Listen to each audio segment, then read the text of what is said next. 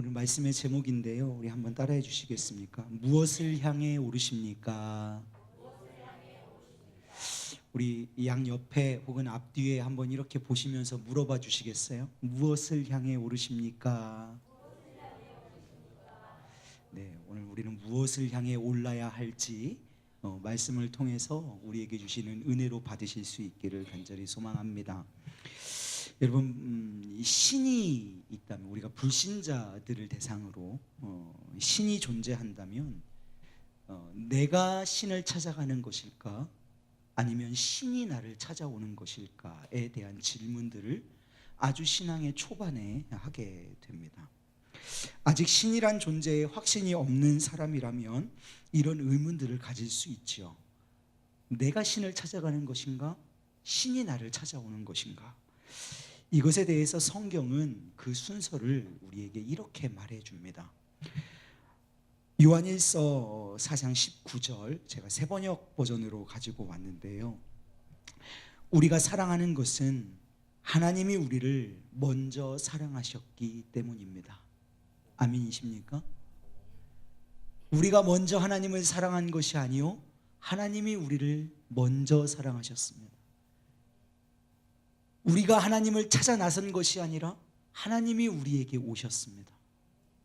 이것이 우리가 말하는 다른 종교와 다른 점이죠.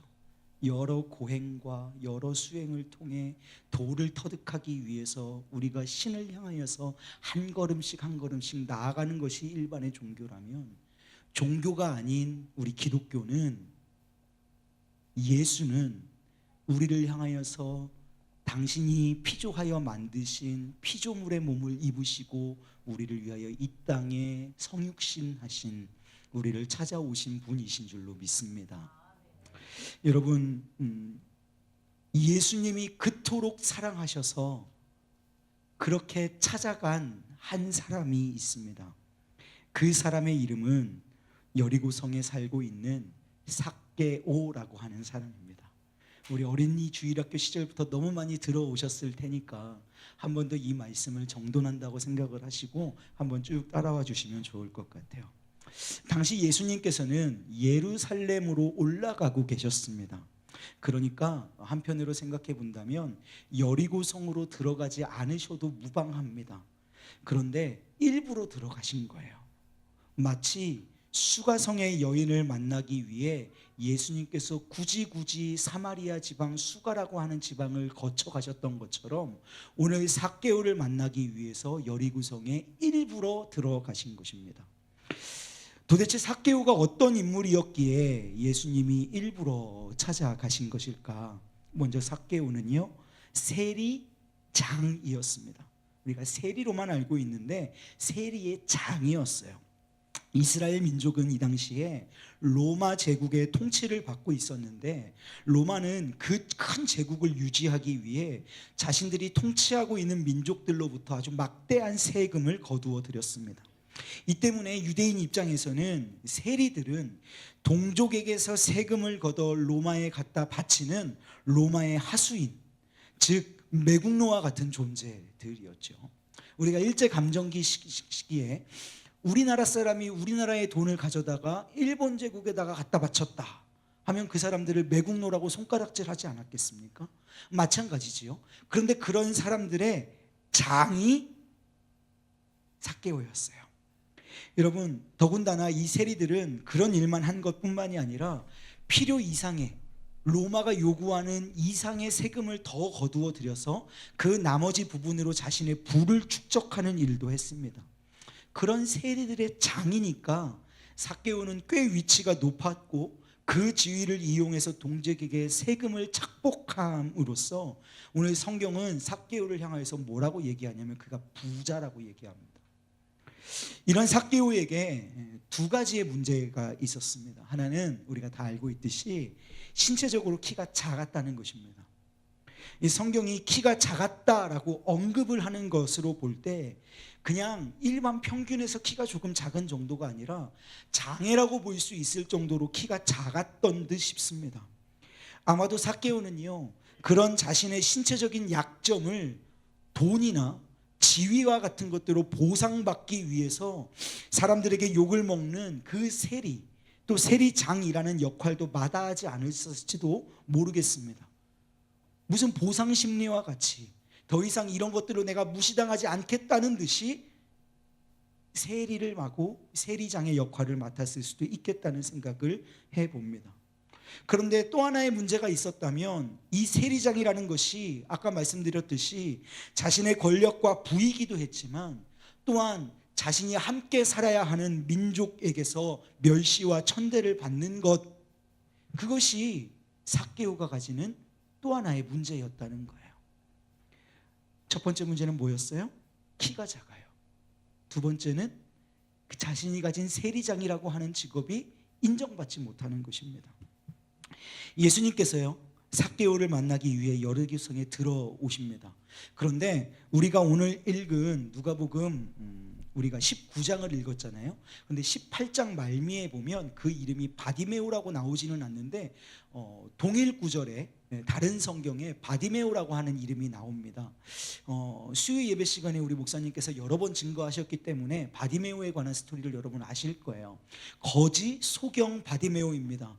그 거지 소경 바디메오가 예수님이 지나가시는 장면을 보고 예수님을 향하여 다윗의 자손 예수여 나를 불쌍히 여겨주시옵소서 하니까 예수님께서 모른 척하세요. 그런데 더 큰 소리로 부르짖죠. 제자들이 가가지고 조용히 해라, 예수님 지나가시지 않느냐, 조용히 해라 하는데 바디메오가 더 큰 소리로 예수님을 부르짖습니다. 예수님께서 결국 바디메오를 불러오시죠. 그리고 뭐라고 말씀하시냐면 네가 원하는 게 무엇이냐? 바디메오가 대답합니다. 내가 보기를 원하나이다. 네 믿음대로 될지어다. 이렇게 하시고 소경 바디메오의 눈 못 보는, 앞 못 보는 문제를 해결해 버리십니다. 그걸 그렇게 하고 나서 오늘 19장으로 나오는데요. 그러니까 삭개오를 만나기 위해 여리고성에 들어가시기 바로 직전에 바디메오를 고치시는 사건이 등장해요. 여러분, 이제 바디메오를 고치시고 여리고성으로 이제 입성을 하셨습니다. 사람들이 예수님 주변으로 몰렸을까요? 안 몰렸을까요? 몰리지요. 저 사람이 예수라는 사람이란다. 저 사람이 여리고성 지금 바로 들어오기 전에 앞 못 보던 소경, 우리가 그렇게 다 알고 있었던 바디메오도 눈뜨게 했단다. 저 사람은 못 고치는 병이 없단다. 저 사람이 가르치는 돈은 여태까지의 랍비들과는 다른 가르침을 가르치더란다. 여러 소문을 들었을 거예요. 그러니까 예수님 주변으로 인산인해를 이루면서 사람들이 모였을 것입니다. 여리고성에서 세금을 관리하던 장이었던 세리장이었던 삭개오가 이런 소식을 몰랐을 리 없습니다. 그리고 삭개오는 예수님이 궁금해졌어요. 그런데 여리고성에 들어오신 예수님을 둘러싼 사람들이 너무 많아서 예수님을 볼 수가 없었습니다. 왜요? 삭개오는 키가 너무 작았거든요. 키가 너무 작아서 사람들에게 둘러싸여버린 예수님을 삭개오는 볼 수가 없었던 거예요. 아무리 까치발을 들어도 예수님을 볼 수가 없었습니다. 하지만 삭개오는 자신에게 찾아온 이 예수님을 보고 만날 수 있는 기회를 놓치고 싶지 않았습니다. 그래서 예수님이 지나가시는 길목으로 달려가서 그 주변에 있는 우리 어린이 주일학교 때 뽕나무라고 얘기했잖아요. 그죠? 뽕나무. 이게 또 정겨운 것 같은데 성경에서는 돌무화과 나무라고 얘기합니다. 올라갔습니다. 여러분, 우리도 올라가려고 합니다. 그렇죠? 우리의 인생을 살펴보십시오. 우리도 올라가고자 하죠. 평생을 다해서 올라가고자 애쓰는 것이 우리의 인생입니다. 올라가는 것은 성공을 향한 울부짖음과 같은 것입니다. 여러분, 그런데 오늘 삭개오가 올라간 이 나무, 돌무화과 나무의 고지는 그가 성공을 바라면서 올라간 것이 아니었습니다. 삭개오는요, 이미 돈과 권력을 위해서 가진 수단과 방법을 동원해서 고지로 올라가 보았던 사람입니다. 장의 수준의 낮은 키를 가지고, 작은 키를 가지고 세리장의 자리에 올라갈 수 있었다는 것은 그가 얼마나 처절하게 올라가고자 했던 노력을 한 사람이라는 것을 우리로 알 수 있게 하죠. 그러나 세상의 고지에서 그가 느낀 것은 승리의 기쁨이 아니라 허무감이었습니다. 여전히 사람은 그를 멸시했고 여전히 사람들은 그를 멀리했습니다. 그랬던 그가 지금 올라간 이 돌무화과나무 뽕나무는 성공을 위해서가 아니라 자신의 그 채워지지 않는 인생의 답을 찾기 위해서 자신의 체면을 내려놓고 올라간 자리였습니다. 그토록 인생의 답을 찾기 위해 올라간 그 자리로 모든 인생의 유일한 해답이신 분이 다가오십니다. 그리고 삭개오와 눈을 마주치십니다. 그리고 말씀하십니다. 삭개오야, 어서 내려오너라. 오늘은 내가 너의 집에서 묵어야 하겠다. 여리고성의 사람들은 우리로 말할 것 같으면 일제강점기 시대의 친일파와 같은 삭개오를 찾아가셔서 그 집에서 내가 묵어야 하겠다라고 하시는 예수님의 음성에 귀를 의심했을 것입니다. 그러나 삭개오는 그런 사람들의 조롱 섞인 말 이런 거 전혀 상관없이 기뻐서 어쩔 줄을 모르는 거지요. 그래서 이렇게 나타납니다. 그러자 삭개오는 얼른 내려와서 기뻐하면서 예수님을 모셔드렸다. 삭개오는 자기 인생에 찾아온 가장 중요한 기회를 놓치지 않고 즉시로 예수님을 기쁨으로 자신의 집에 모셔드렸습니다. 집으로 초청한다는 것은요, 자신의 삶을 공개한다는 것입니다. 삭개오는 자기 삶의 한복판에 예수님을 영접하여 드린 것입니다. 이는 또한 우리의 마음의 문을 두드리고 계시는 예수님을 우리의 마음으로 영접하여 드린 것입니다. 예수님을 믿는 것이지요. 구원받은 백성의 인을 치게 된 것입니다. 예수님을 집으로 초대한 삭개오는 이제 너무도 기뻤어요. 그래서 흥분된 목소리로 이렇게 고백합니다. 삭개오가 일어서서 주님께 말하였다. 주님 보십시오. 내 소유의 절반을 가난한 사람들에게 주겠습니다. 또 내가 누구에게서 강제로 빼앗은 것이 있으면 4배로 하여 갚아주겠습니다. 여러분, 삭개오는요, 자신의 집 앞에서 지켜보고 있는 수많은 사람과 자기를 찾아오신 하나님의 아들 앞에서 자기 모든 소유의 절반을 가난한 자들에게 나누어 주겠다고 선언합니다. 그리고 한편 자신이 세리장으로 일하면서 폭리를 취하거나 부당하게 재물을 빼앗은 일이 있다면 4배나 갚겠다고 말합니다. 여러분, 세리도 부자인데 삭개오는 세리장입니다. 어마어마한 부자였을 거예요. 성경에서 어떤 인물을 부자라고 표현하는 것이 그렇게 많이 등장하는 표현이 아닙니다. 그런데 성경이 삭개오를 향해서 부자라고 얘기를 해요. 얼마나 부자였겠습니까? 그 부자인데도 불구하고 자신의 재산의 딱 절반 떼어서 가난한 자들에게 나누어 줍니다.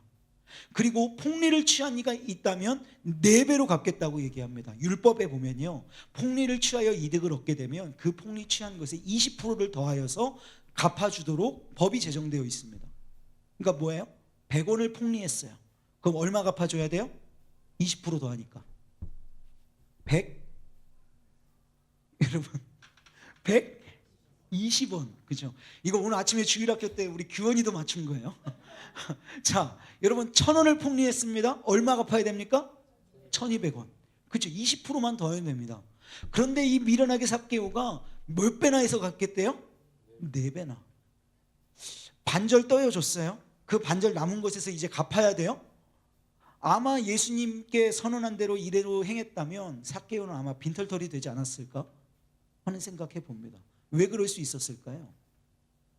어떻게 이렇게 자신의 물질을 다 아무것도 아닌 것처럼 이렇게 할 수 있었을까? 여러분, 삭개오가요, 인생의 해답을 찾은 거예요.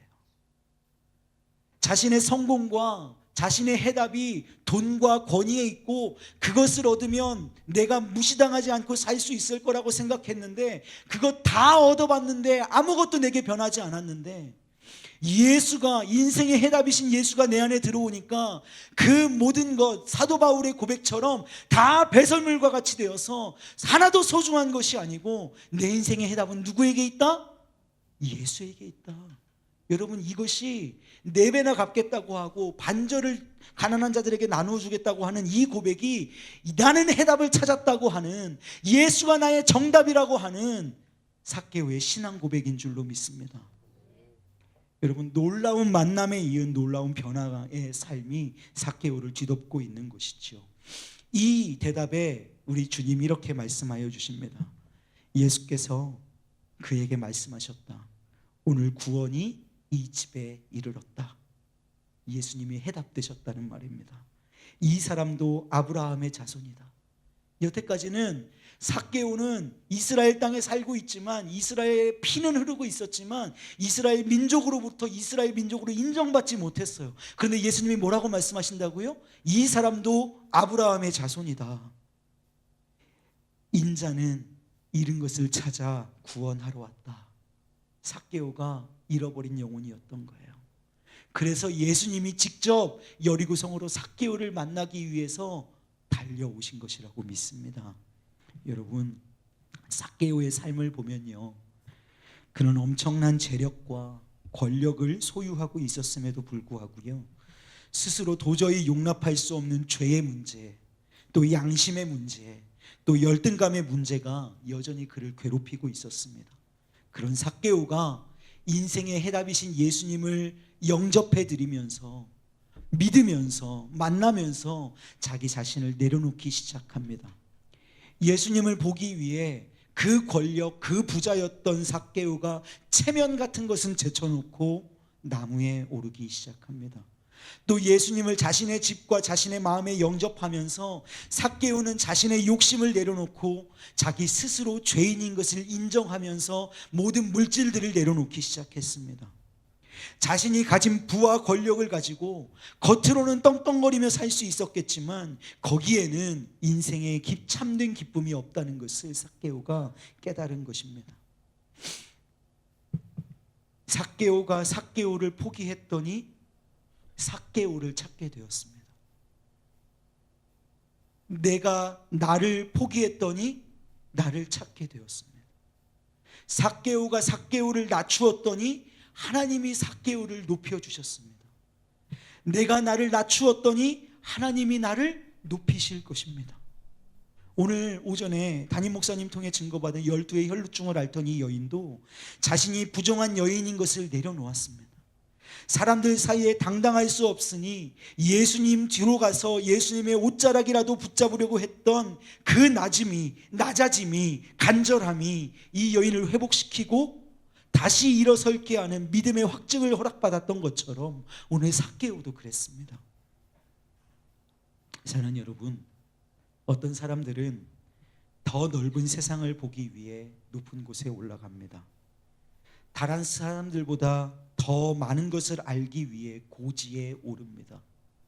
다른 사람들보다 더 많은 것을 얻기 위해 더 높이 올라가려고 우리의 인생을 더 높이를 외칩니다.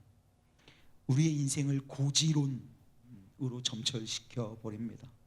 그런데 삭개오는 그런 고지가 아니라 자신의 인생을 구원할 수 있는 분을 만나기 위해 자신을 내려놓기 위해 나무 위로 올라간 줄로 믿습니다.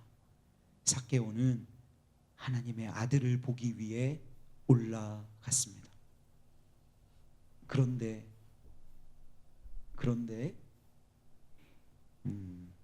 이제 곧 예루살렘에 올라가시면 삭개오가 나무에 올라가서라도 기어이 만나야만 했던, 기어코 만나야만 했던 그 예수님이, 하나님의 독생하신 외아들이 나무 위로 올라가실 것입니다. 바로 저 나무 십자가에 높이 매달려 죽으신 것입니다.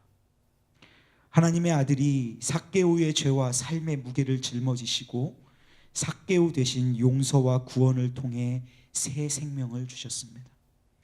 그리고 오늘 나의 죄와 나의 삶의 무게를 짊어지시고 나 대신 저 나무에 달리셔서 나에게 용서와 구원을 통해 새 생명을 허락하여 주셨습니다. 사랑하는 여러분, 사람들은, 그리고 우리는 더 높은 권력을 차지하기 위해, 더 많은 힘을 갖기 위해 높은 곳에 올라갑니다. 그러나 하나님의 아들 예수께서는 사람들의 죄를 짊어지시고 그 죄를 해결하시려고 높은 곳에 오르셨습니다. 그리고 오직 그분만이 고통과 죄의 문제를 해결하실 수 있으셨습니다. 오늘 묵상해 봅니다. 삭개오의 나무 오름이 자신의 성공과 욕망을 위한 오름이 아니었기 때문에, 자신의 인생의 해답이 예수님께만 있다는 고백이었기 때문에, 그 오름이 예수님의 십자가를 100분의 1, 1000분의 1만큼이라도 닮아 있었기 때문에 우리 예수님은 친히 찾아가셔서 삭개오의 이름을 불러주셨던 것은 아닐까요? 사랑하는 여러분, 우리는 지금 어떤 나무에 올라가고 있습니까? 우리는 어디를 향해 올라가고 있습니까? 세상을 보기 위해, 혹은 진리를 찾기 위해, 더 많이 얻기 위해, 더 많이 알기 위해, 더 많이 누리기 위해 고지에 오르려고 애쓰는 삶이십니까? 사랑하는 여러분, 오늘 우리가 오를 나무는 이 세상에서 더 높은 자리를 차지하기 위한 오름이기보다 나의 인생의 오직 유일한 해답이시며 구원자이신 예수님을 보기 위한, 예수님을 만나기 위한 오름이기를 주님의 이름으로 축복합니다. 예수님의 십자가를 닮은 오름이기를 축복합니다. 그 오름의 끝에서 우리 주님 삭개오의 이름을 불러주신 것처럼 오늘 저와 여러분의 이름을 또한 불러주실 줄로 믿습니다. 그렇게 주님과 같이 올라서 여러분의 이름 한자 한자 불려지시는 복된 우리 우왕중앙교회 성도님들 모두 되시기를 주님의 이름으로 축복합니다. 말씀을 기억하시면서 우리 찬양 함께 드리기를 원해요. 행복이라고 하는 찬양입니다. 가사를 먼저 한번 우리 읽어봤으면 좋겠는데요, 이런 가사가 있어요. 화려하지 않아도 정결하게 사는 삶, 가진 것이 적어도 감사하며 사는 삶, 내게 주신 작은 힘 나눠주며 사는 삶, 이것이 나의 삶의 행복이라고. 삭개오는 그 행복을 찾은 거예요. 2절은 이렇게 기록해요. 눈물 날 일 많지만 기도할 수 있는 것, 억울할 일 많으나 주를 위해 참는 것, 비록 짧은 작은 삶, 주 뜻대로 사는 것, 이것이 나의 행복이라. 한 주간의 삶 가운데에서 여러분 진정한 의미의 행복을 찾으시는 저와 여러분 되시기를 소망합니다. 삭개오가 찾아 헤맸던 그 행복을 오늘 우리는 주어진 행복으로 받아 누릴 수 있습니다. 행복한 여러분 되기를 소망하면서요, 우리 이 시간에 이 찬양 하나님께 올려드리도록 하겠습니다.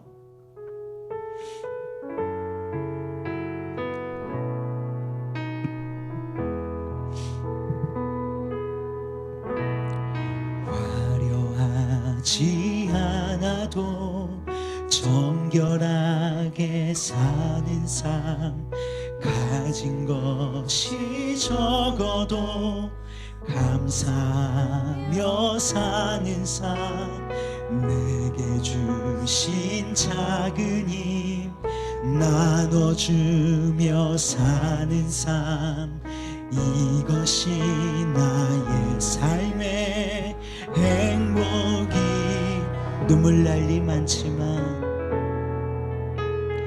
눈물 날 일 많지만 기도할 수 있는 것, 억울한 일 많으나 주를 위해 참는 것, 비록 작은 삶, 주 뜻대로 사는 것, 이것이 나의 삶의 행복이라오. 이것이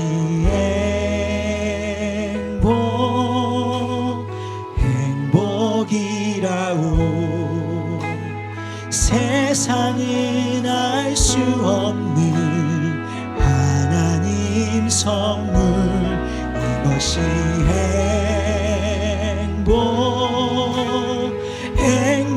행복이라오. 하나님의 자녀로 살아가는 것, 이것이 행복이라오. 눈물 날 일 많지만 눈물 날 일만 기도할 수 있는 것, 억울한 일 많으나 주를 위해 참는 것, 비록 짧은 작은 삶 주 뜻대로 이것이 나의 삶의 행복이라오. 이것이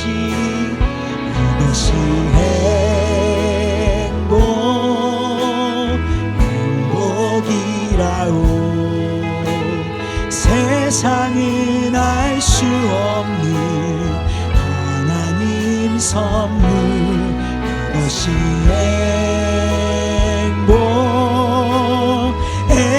행복이라오.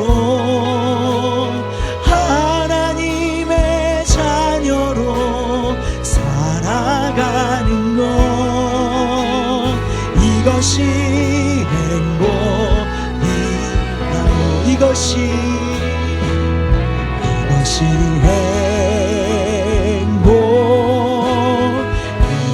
행복이라오.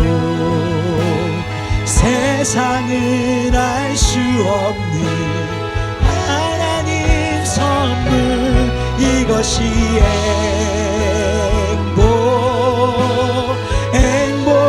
행복이라오. 하나님의 자녀로 살아가는 것, 이것이